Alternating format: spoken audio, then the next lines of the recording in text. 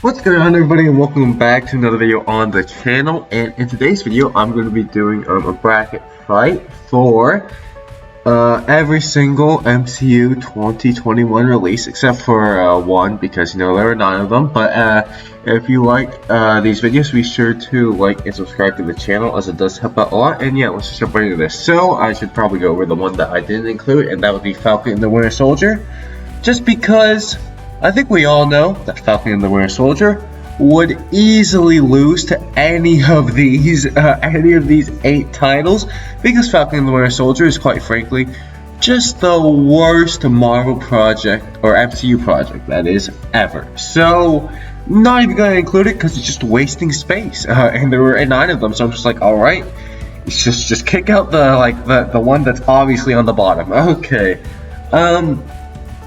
but yeah, with that being said, let's just jump right into this. I'm going to use something new. Matchup mode. Yeah, matchup mode. Okay. So, WandaVision versus SpiderMan No Way Home. I like both of these. I just like one of them a lot more than the other. So, I guess I'll talk about WandaVision first. WandaVision's first 7 episodes are very, very good. It's very good at building up the intrigue. Raising a lot of questions about what's happening in Westview, like how is Vision alive, things like that. And it's a very interesting series. It also breaks away from the MCU mold, which I really appreciate. But when you get to the final episode, they just go straight back to the MCU mold with 2, not 1, but 2 hero versus evil copy of themselves fight. Hero versus villain with the same power fight. What's happening here? Why? You were doing so well just breaking away from the MCU template, and then you just went right back to it for the final episode. It's not a satisfying conclusion at all to this what should have been an amazing TV show, maybe even the best one.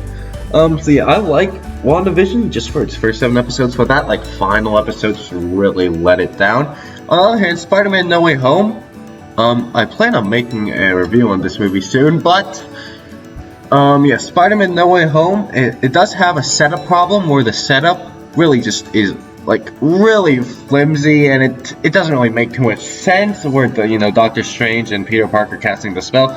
It's just really, it's pretty stupid. In all honesty, it's pretty stupid. But everything before that and everything after that is really fun. Before that is really good cinema, where we get to see the blowback of Peter Parker getting revealed, and then after that it's just really fun to see all of the villains, all of the three Spider-Man just get together and duke it out.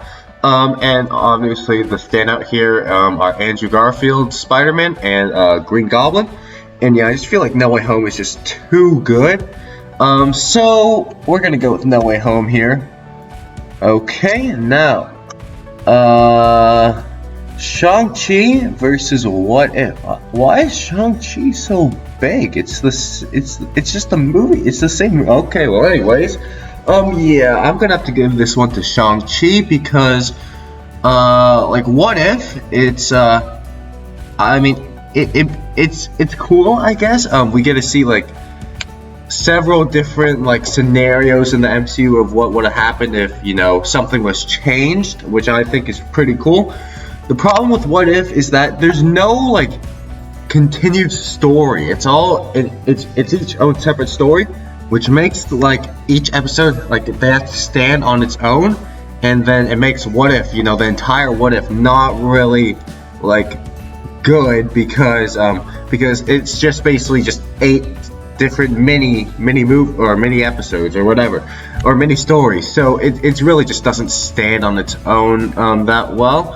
On the other hand, Shang-Chi is yeah, it's really, really good. I really like the villain, Wenwu, and his motivation is really good. Also, the action sequences in this movie are also pretty good. My only problem with this movie, I would say, is the final battle. Kind of just like WandaVision, actually, where you're doing so well, man. You had this grounded martial arts movie, and then you go introduce like 2 big dragons. Like, what are we doing here? What are we doing here? But besides from that, this movie was really good, and I especially like the family dynamic in this movie between the son, who's the hero, and the father, who is the villain. So I'm gonna go with Shang-Chi on this one.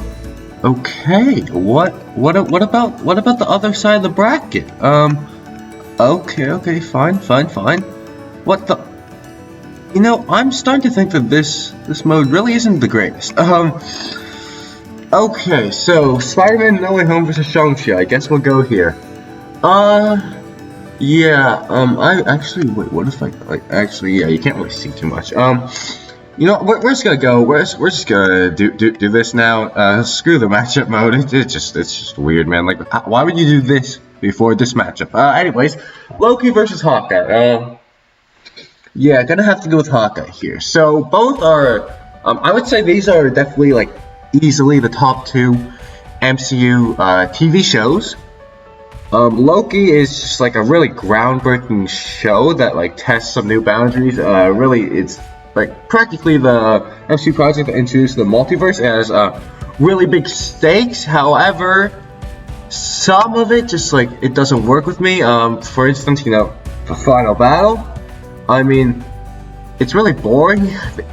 They just talk, and then afterwards, you know, we have to go to the MCU format. So Loki and Sylvie battle it out. You know, 2 versions, like they're literally the same person. It's not like WandaVision where, you know, we have one witch versus the other witch. No, they're the same person. It's just like, what's happening here? Why does every final battle have to be good guy with powers versus bad guy with the same exact powers?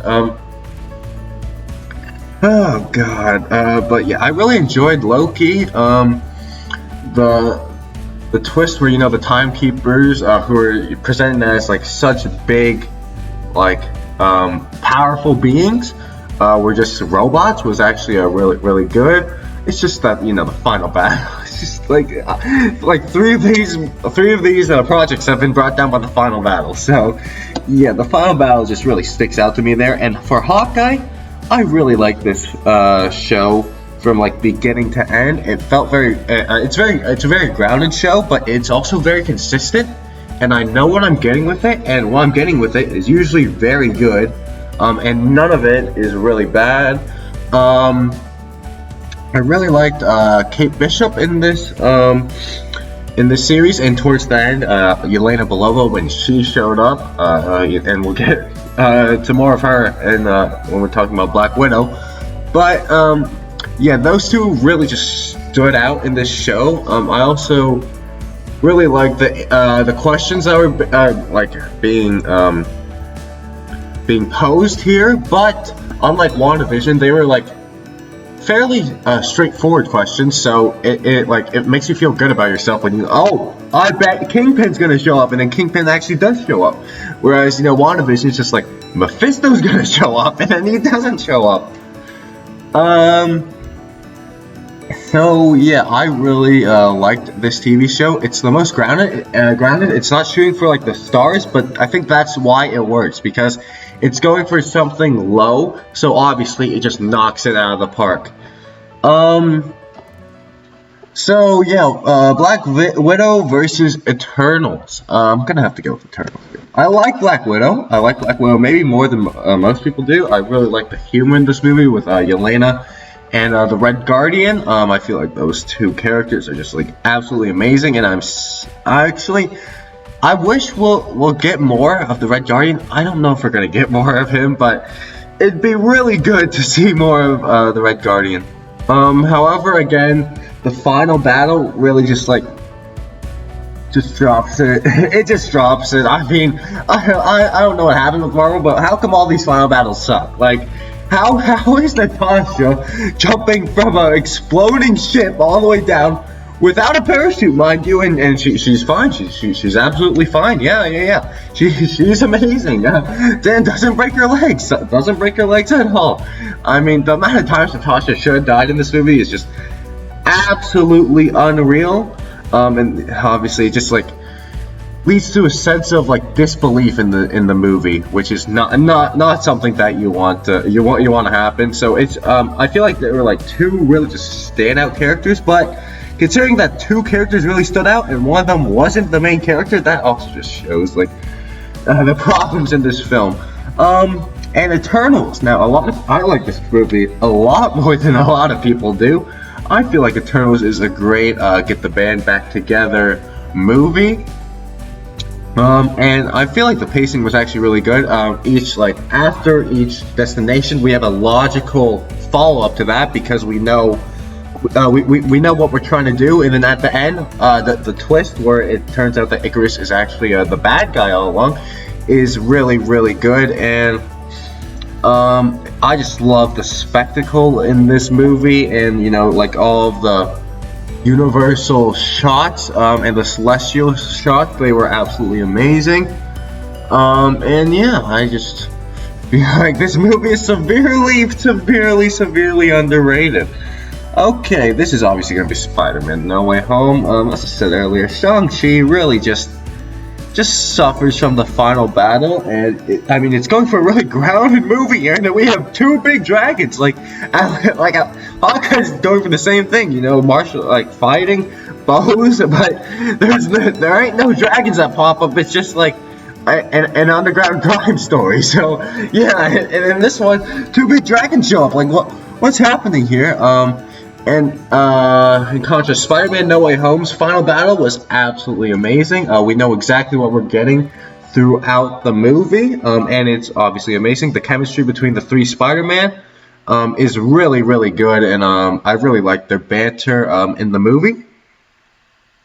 Also, this movie, surprisingly, is really well paced. I guess they kind of rushed the beginning.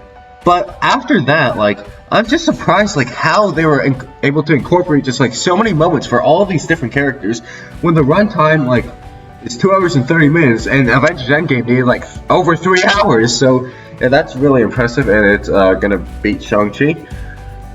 Now, this is a tough one. Hawkeye or Eternals? On the one hand, we have this, amazing spectacle movie that just, fills up the screen and is trying to shoot for the stars, and for the most part I think it hit it. And then we have Hawkeye, a really grounded show, but knocks everything that it's trying to do out of the park. I think I'm gonna have to go with Hawkeye, even as much as I like Eternals. There are still a few problems with it, it feels overcrowded at times. Yeah, that's really the only it's a pretty good movie. I don't know why everyone's hampering on it.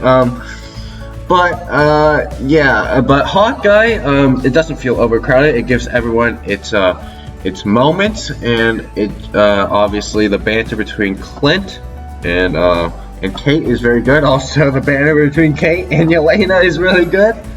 And then the emotions that the TV show brings at the end with when Yelena and Clint are talking about Natasha's death. It's really, really good. So yeah, I think that Hawkeye deserves the edge, even though Eternals is a very good movie. I think I have Hawkeye 7th in my rankings and Eternal 8. So yeah, these two are very close, but I'm gonna have to go with Hawkeye here, and obviously Spider-Man No Way Home is going to win. What do you expect? What do you expect? It's Spider-Man No Way Home. The absolute fan service that they do in this movie is unreal, and usually I don't like when they go too over the top with fan service, but they didn't do that. They refrained themselves from spilling all of the Spider-Man stories after their respective final movies in their universes, and just gave us little tidbits. Obviously the villains are amazing. Doc Ock and Green Goblin, mostly Green Goblin. Green Goblin's the absolute standout here. The conflict between Norman Osborn and the Green Goblin, you can just feel it. Also, Aunt May's death scene is really, really well done here. And even though Hawkeye is very good, I feel like because of the low stakes it can't really jump as high as No Way Home can because the stakes are just so high, and we have a real just sense of urgency here because we know that if Peter Parker fails, then like all of New York is just going to be destroyed. Okay, so anyways, that is going to do it for today's video. I hope you guys did enjoy, and if you guys did, be sure to like and subscribe to the channel, and I'll see you guys in the next video. Too easy!